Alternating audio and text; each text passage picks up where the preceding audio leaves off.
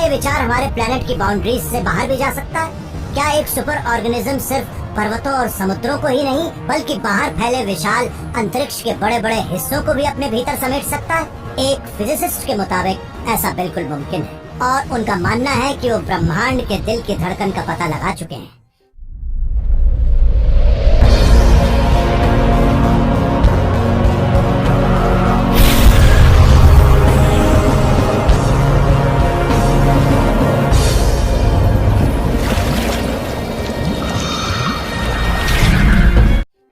लगभग हर एक सेकंड में हमारा दिल एक बार धड़कता है। हर धड़कन के साथ वो ऑक्सीजन, फ्लूइड्स और एनर्जी हमारे सेल्स तक पहुंचाता है। अगर ब्रह्मांड का भी कोई दिल है जो मैटर और एनर्जी को अंतरिक्ष में पहुंचाता है, तो क्या हम उसकी धड़कन का पता लगा सकते हैं?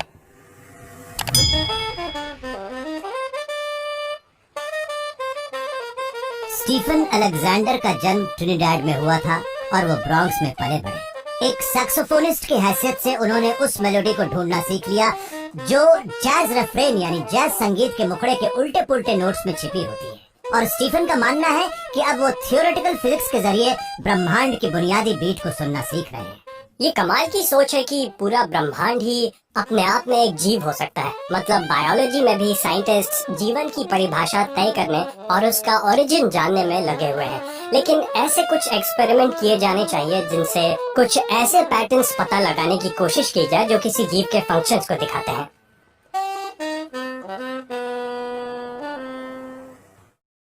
स्टीफन के रिसर्च से शायद हम खुद ब्रह्मांड में ही उन पैटर्न्स की खोज में बढ़ चुके हैं। हालांकि ज्यादातर कॉस्मोलॉजिस्ट्स का मानना है कि हमारे ब्रह्मांड की रचना एक जोरदार धमाके के साथ हुई थी जिसे बिग बैंग कहते हैं। लेकिन स्टीफन का मानना है कि दरअसल वो बिग बैंग नहीं बल्कि बिग बाउंस था, यानी जोर से उछलना। अगर आसान शब्दों में कहें तो बिग बाउंस मॉडल एक पहले वाले ब्रह्मांड का मॉडल है। असल में हमारे इस ब्रह्मांड में पहले भी एक और ब्रह्मांड था जो खत्म हो गया और लुढ़क कर लगातार फैलते हुए एक ब्रह्मांड में जा गिरा, और यही वो ब्रह्मांड है जिसमें हम रहते हैं। स्टीफन की थ्योरी के मुताबिक लगातार फैलता ब्रह्मांड सिकुड़ने और फैलने की एक एंडलेस साइकिल है। ये फैलना सिकुड़ना ठीक वैसा ही है जैसे दिल का धड़कना या हाथ से छूटी गेंद का बाउंस होना। तो चलिए देखते हैं कि क्या होता है। मैं गेंद को छोड़ूंगा और ग्रेविटी उसे नीचे खींच लेगी और फिर गेंद इस तरह ऊपर नीचे बाउंस करती है। इसी तरह एक ब्रह्मांड भी ग्रेविटी के नियम के मुताबिक ऐसे ही बाउंस करेगा। वो सिकुड़ेगा और फिर बाउंस होकर फैलता चला जाएगा। स्टीफन के मॉडल में काफी हद तक फिजिक्स के सिंपल रूल्स हैं। ब्रह्मांड का फैलने वाला दौर आज नहीं तो कल खत्म हो जाएगा और फिर उस पर ग्रेविटेशनल फोर्स हावी हो जाएगी जो आखिरकार ब्रह्मांड के अंदर की सब चीजों को सिकोड़कर उसे बहुत ही छोटा सा कर देगी। लेकिन इसके बाद ब्रह्मांड फिर से क्यों फैलता है, इस बात को समझाना और भी मुश्किल है। बाउंसिंग कॉस्मोलॉजी के साथ प्रॉब्लम यह है कि आपको पता नहीं होता है कि जब आप उसे बाउंस करते हैं तो क्या होता है।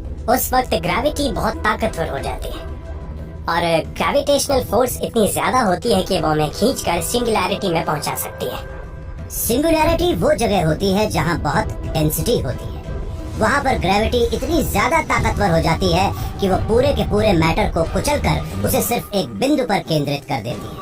उससे कोई भी चीज नहीं बच पाती, और तो और लाइट तक नहीं।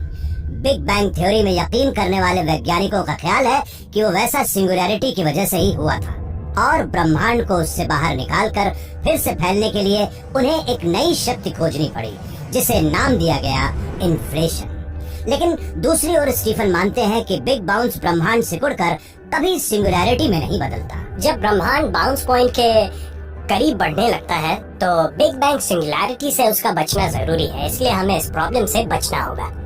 स्टीफन के मुताबिक इसका हल है एक एटम से भी बहुत छोटा एक पार्टिकल जिसका नाम है न्यूट्रिनो। फिजिक्स में न्यूट्रिनोस को बड़े ही अजीबोगरीब तरह जाना जाता है और बाउंसिंग यूनिवर्स की रूपरेखा को समझने में वो एक महत्वपूर्ण भूमिका निभा सकते हैं। एक न्यूट्रिनो ठीक उसी वक्त एक रिपल्सिव फोर्स पैदा करता है और ब्रह्मांड को सिंगुलैरिटी में एंटर करके बाउंस बैक होने से रोकता है।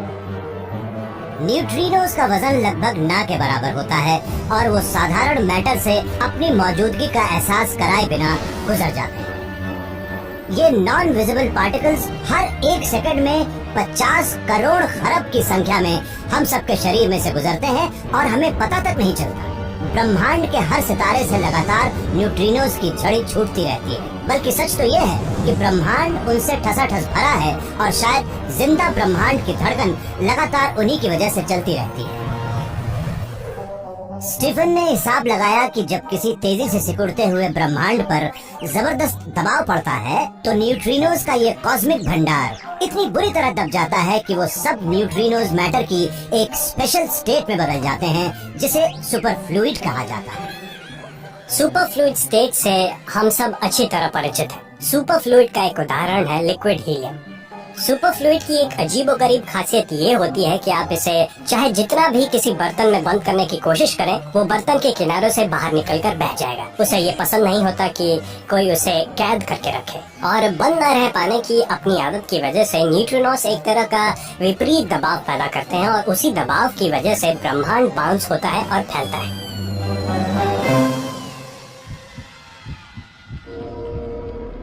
अगर स्टीफन का आइडिया सही है तो फिर उसके मुताबिक हमारा ब्रह्मांड फैलने और सिकुड़ने की साइकिल से पिछले कई खरब सालों से गुजर रहा है। हर बार बाउंस होने पर उसका ज्यादातर मैटर, जिसमें कई सितारे और गैलेक्सीज भी शामिल हैं, बुरी तरह कुचल जाता है और फिर एक बिल्कुल नए रूप में उछलकर बाहर निकल आता है। लेकिन न्यूट्रिनोज का बाल भी बांका नहीं होता। इनविजिबल पार्टिकल्स का यह अथाह सागर ही ब्रह्मांड की जान है, वो फ्लूइड जिससे इसकी धड़कनों की डोर बंधी रहती है। यानी न्यूट्रिनोज की बदौलत ही ब्रह्मांड अपनी जिंदगी का एक हिस्सा पूरा करके दूसरे हिस्से में प्रवेश करता है। बिग बाउंस की प्रक्रिया ठीक वैसी ही है जैसे किसी कैटरपिलर का तितली में बदलना। जब कैटरपिलर तितली बन जाता है तो उसके पुराने और नए रूप में जमीन आसमान का फर्क होता है, लेकिन दोनों का जेनेटिक कोड वही रहता है और दोनों एक ही चीज की बनी होती हैं। तो मेरे ख्याल से बायोलॉजी में जो मेटामॉर्फोसिस यानी काया पलट का सिद्धांत है, वही सिद्धांत यहाँ भी लागू होता है और इस पर रिसर्च होनी चाहिए। स्टीफन के बिग बाउंस मॉडल के मुताबिक हमारा ब्रह्मांड एक लगातार इवॉल्व होती हुई एक चीज है और हो सकता है कि वो जिंदा भी हो। लेकिन एक और साइंटिस्ट इसी आइडिया को एक कदम और आगे ले गए हैं। उनका ख्याल है कि हमारे ब्रह्मांड ने बहुत सारे और ब्रह्मांडों को जन्म दिया है, उन ब्रह्मांडों को जो ब्लैक होल्स के अंधेरे में कहीं छिपे हुए हैं। सभी जिंदा चीजें एक बात में समान हैं, वो किसी न किसी चीज से पैदा हुई हैं। ओक ट्री एकॉर्न से निकलता है जो दूसरे ओक ट्री से गिरा था। इंसानों की फैमिली ट्री हजारों जनरेशन्स पुरानी है। लेकिन अगर हमारा ब्रह्मांड जिंदा है तो क्या इसका कोई एंसेस्टर भी है? और क्या ये नए ब्रह्मांडों को जन्म भी दे सकता है? ली मॉनन वाटरलू कनाडा के प्रीमियर इंस्टीट्यूट में थियोरेटिकल फिजिक्स की रिसर्च करवाते हैं। ली फिजिक्स के नियमों के बारे में फंडामेंटल लेवल पर सोचते हैं। वो ये समझने की कोशिश कर रहे हैं कि हमारे ब्रह्मांड में जितने भी फिजिक्स के नियम काम करते हैं, आखिर वो उसे हासिल कैसे हुए। ऐसा लगता है कुदरत ने अपने नियम बनाए ही इस तरह है कि ब्रह्मांड में जीवन पनप सके। जरा एक बार सोच कर देखिए, अगर हम कुदरत के नियमों में थोड़ी बहुत भी फेर बदल कर पाते और ब्रह्मांड जीवन का अगेंस्ट हो जाता तो क्या होता। इसलिए इसके पीछे कोई तो रहस्य है कि आखिर ब्रह्मांड जीवन के इतने फेवर में क्यों है और बायोलॉजी के साथ वो इतना फ्रेंडली क्यों है। कॉस्मोलॉजिस्ट्स लंबे समय से इस पहेली को सुलझाने में लगे हैं, जिसे उन्होंने नाम दिया है फाइन ट्यूनिंग। अगर कुदरत की कोई भी शक्ति 1% भी ज्यादा ताकतवर या कमजोर होती तो सितारे और ब्रह्मांड कभी न बनते, एटम्स भी एग्जिस्ट नहीं करते। इसीलिए कुछ लोग मानते हैं कि ब्रह्मांड को किसी अदृश्य शक्ति ने इंसानी जीवन के हिसाब से बनाया है। लेकिन ली इसका साइंटिफिक एक्सप्लेनेशन चाह रहे थे और वो उन्हें मिल भी गया। लेकिन ये एक्सप्लेनेशन उन्हें फिजिक्स से नहीं बल्कि एवोल्यूशन की बायोलॉजिकल थ्योरी से मिला। डार्विन के नेचुरल सिलेक्शन के सिद्धांत के मुताबिक जीवन की पूरी बनावट और उसकी सारी पेचीदगियां धीरे धीरे उभरती हैं। अब ये बड़ी अजीब बात है जिस पर आसानी से यकीन नहीं होता। इसे समझाने का एक पूरा तरीका है। एवोल्यूशनिस्ट्स का मानना है कि इंसानों जैसे कॉम्प्लेक्स जीव इस धरती पर अचानक प्रकट नहीं हो गए, बल्कि वो अनगिनत चरणों में धीरे धीरे छोटे मोटे सीधे सरल जीवों से इवॉल्व हुए और अपने मौजूदा रूप में पहुंचे। क्या हमारा बेहद कॉम्प्लेक्स यूनिवर्स बायोलॉजिकल एवोल्यूशन किसी कॉस्मिक वर्जन से तो डेवलप नहीं हुआ? क्या ब्रह्मांड का भी कोई इतिहास है? क्या उसके भी कोई एंसेस्टर हैं? क्या जब से ये डेवलप होना शुरू हुआ तभी से उसमें अलग अलग तरह के नियम उभरने और बनने बिगड़ने लगे थे?